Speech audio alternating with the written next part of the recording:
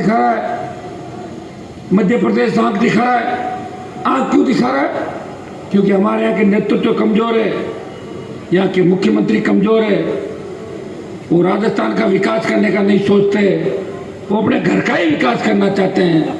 गहलोत साहब को अगर चिंता है, खुद के बेटे की चिंता है कि मेरे बेटे को सांसद कैसे बनाऊं, विधायक कैसे बनाऊं, राजनीति में स्थापित कैसे करूं, और वसुंधरा ने अगर चिंता की तो हमने उस बेटे की चिंता की जिसे शायद आप मिले हो क्या कभी। एक बार काम करना, वसुंधरा जी के बेटे से मिलके 15 मिनट बात कर लेना, उसके बाद आप खुद ही उसको बता दोगे वो कैसा है, खुद ही बता दोगे आप लोग, मेरे कहने की आवश्यकता नहीं। इसे चिंता करी, इसको मैं नेता बनाऊंगी राजस्थान में। उन लोगों को छोड़ दिया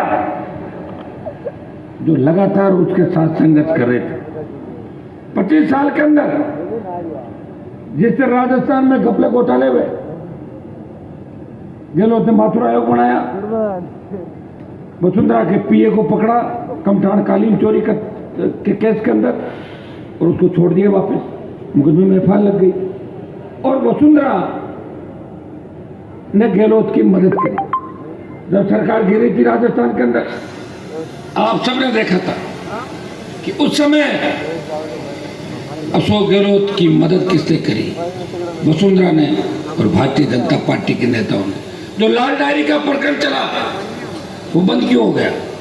लाल डायरी के पहले जो पन्ने थे उनमें कांग्रेस के लोगों पे आरोप लगे थे, लेकिन जो अगले पन्ने थे वो भारतीय जनता पार्टी के नेताओं के नाम थे जो मुख्यमंत्री के टच के अंदर थे, जो लेन देन करे थे। इसलिए बीजेपी ने लाल डायरी का मुद्दा उठाया, उसको दफन कर दिया। ये लाल डायरी का इश्यू था। ये मिलाजुली का खेल राजस्थान के अंदर चला, उसका परिणाम ये हुआ कि सांप शेखावटी अंचल गैंगवार की घटनाओं के अंदर हमारे किसान के बेटे जो भोले होते हैं, जो समझते नहीं है, कभी राज नहीं किया, उनका यूज हुआ, कोई भी उनको ले जाता है और ले जाके थोड़ा सा माइंड वॉश करता है और उसकी ओर ही चल पड़ते हैं। वो अपनी कौम के खिलाफ लोगों के भी नारे लगाते हैं। ये गैंगवार की घटनाएं हुई और गैंगवार के अंदर हमारे बेटों के हाथ में बंदूक देके हमारे लोगों की हत्याएं राजस्थान के अंदर करवाई गई। जीवन गोदावरी से लेके 1 दर्जन से ज्यादा हमारे बच्चे मौत के घाट उतार दिए गए। पीछे दिमाग किसका चल रहा था आपको पता है। इस राजस्थान ने एनकाउंटर का 10 भी झेला। जब एक किसान के बेटे को भारतीय जनता पार्टी के बड़े नेता के इशारे पे पुलिस के एडिशनल डीजी, आईजी, एसपी और हमारी समाज के 5-6 थानेदार सीआई जाते हैं, उसको मौत के घाट उतार देते हैं और कहते हैं कि गैलेंट्री प्रमोशन दो। अगर उनको जेल में डराने का काम किसी ने किया, उस किसान के बेटे के परिवार को न्याय दिलाने का काम किया, तो नागौर के सांसद में बड़ी लड़ाई लड़ी और तमाम नेताओं को जेल की सलाखों के पीछे डलाया और पुलिस के बड़े अधिकारियों को भी जेल के फाटक खुलवा के अंदर डरवाया। और एनकाउंटर की बात छोड़ो, वो तो नाम से ही घबरा जाते हैं। बात मत करो, हमारा ब्लड प्रेशर हाई हो जाएगा, बात ही मत करो, जिंदगी में भूल हो गई। ये एहसास हनुमान बेनीवाल ने राजस्थान के अंदर कराया। जीती वसुंधरा जो घमंड में चूर थी, जो किसी को कुछ नहीं समझती थी, अगर वसुंधरा का दिमाग ठीक करके उसको 7 समंदर बाहर फेंका तो नागौर के सांसद के संघर्ष से, छोटे भाइयों के संघर्ष से उसको मार का रास्ता दिखाया। गहलोत के बेटे को हरा के गहलोत का जो घमंड था उस घमंड को चकनाचूर किया।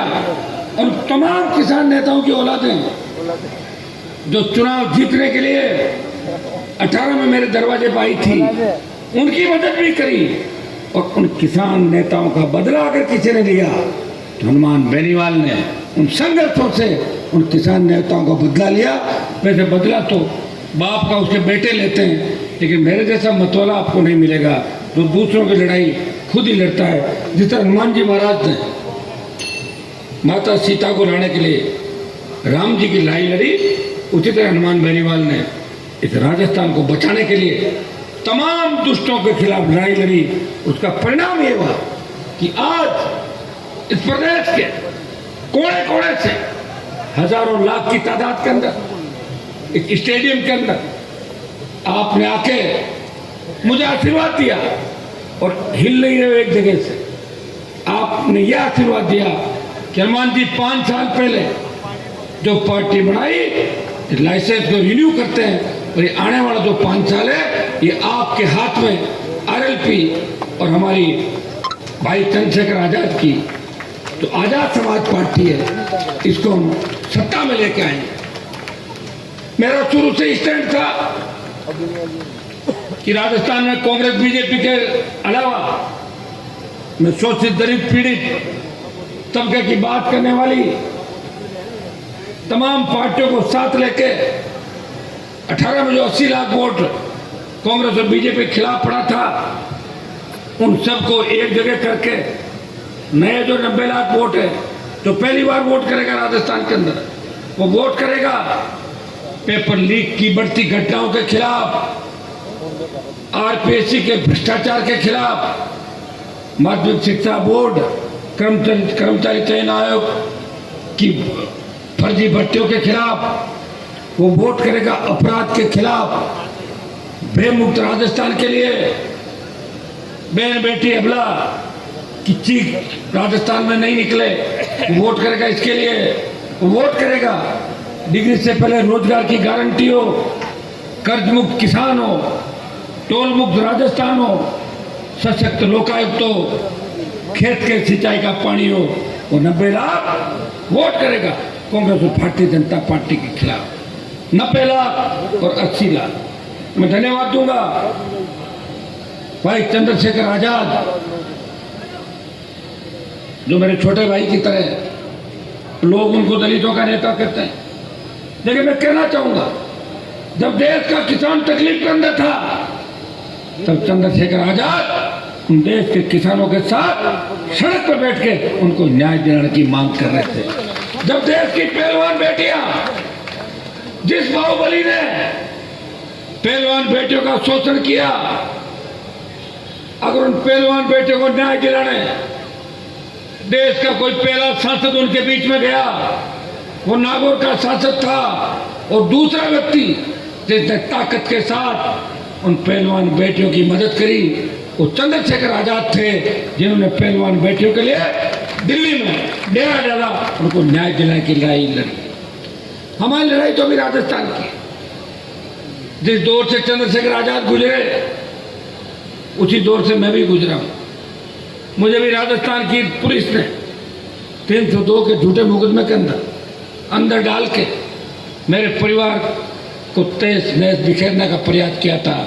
वो जो हमारे ही समाज के नेताओं हमें बर्बाद करने का प्रयास किया, लेकिन ईश्वर की कृपा से, आपका आशीर्वाद और संघर्ष से, लंबा संघर्ष और लंबे दुख झेलते हुए मैं आज आपकी सेवा करने के लिए आपके बीच खड़ा हूं। चंद्रशेखर आजाद पे हमला हुआ, इनकी हत्या करने की कोशिश भारतीय जनता पार्टी के नेताओं के इशारे पर हुई, ईश्वर की कृपा थी कि गोली भी इनका बाल बांका नहीं कर सकी, और 302 के झूठे मुकदमे के अंदर इनको 20 महीने ज्यादा समय जेल के अंदर रखा, जमानत भी हुई, और आज की आपकी सेवा के लिए निकल पड़े हैं। मैं आपको विश्वास दिलाता हूं, हम दोनों भाई मिलकर इस राजस्थान के अंदर इस वेटरनी को पार लगाएंगे, और सेमीफाइनल अगर जीत गए, मैं विश्वास दिलाता हूं कि देश की राजनीति के अंदर एक नया मोड़ आएगा। राजस्थान, हरियाणा, पंजाब, उत्तर प्रदेश, दिल्ली और मध्य प्रदेश, उत्तराखंड, यहाँ का किसान, दलित और कमेरा वर्ग मिलकर इस देश की सत्ता पर कब्जा करेगा। उसकी शुरुआत आज जयपुर की धरती से होने जा रही है। मैं धन्यवाद दूंगा भीम आर्मी के मेरे जोशीले नौजवानों को, जिन्होंने पूरे जोश के साथ हजारों की तादाद के अंदर पहुंच के मुझे संबल दिया और मुझे विश्वास दिलाया कि हनुमान जी आप लड़ो, हम आपके साथ हैं। मैं मेरे भीम आर्मी के और आजाद पार्टी के भाइयों को आश्वस्त करना चाहता हूं, ये गठबंधन जो हमारा हुआ है ये कोई 2-4 महीने का नहीं हुआ, ये परमानेंट गठबंधन हो गया। जब तक हमारे शरीर के अंदर ताकत है, जान है, हम एक दूसरे के लिए लड़ेंगे, प्रयास करेंगे। सत्ता के शिखर पे आप लोग कैसे पहुंचो, सचिवालय के अंदर फैसले आपके इशारे पे कैसे हो। जब किसी किसान के खेत की फसल खराब हो रही हो तो मुझे सरकार की तरफ में देखना पड़े कि सरकार मुझे मुआवजा देगी, अपने आप ही उस फसल का मुआवजा उस किसान के खाते के अंदर आ जाए। जब रोज डिग्री से पहले रोजगार की गारंटी हो, दलित बेटा घोड़ी पे बैठे है, उसे चिंता नहीं हो कि कोई मेरी घोड़ी रोक लेगा। अगर इस सोच के लोग राजस्थान के अंदर है, मैं उनको कहना चाहता हूं कि अपनी सोच बदल ले, क्योंकि आरएलपी की और गठबंधन की सरकार आ गई तो 24 घंटे के अंदर सोच अपने आप ही बदल जाएगी।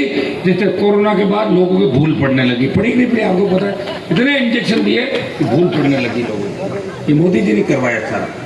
भाइयों, आज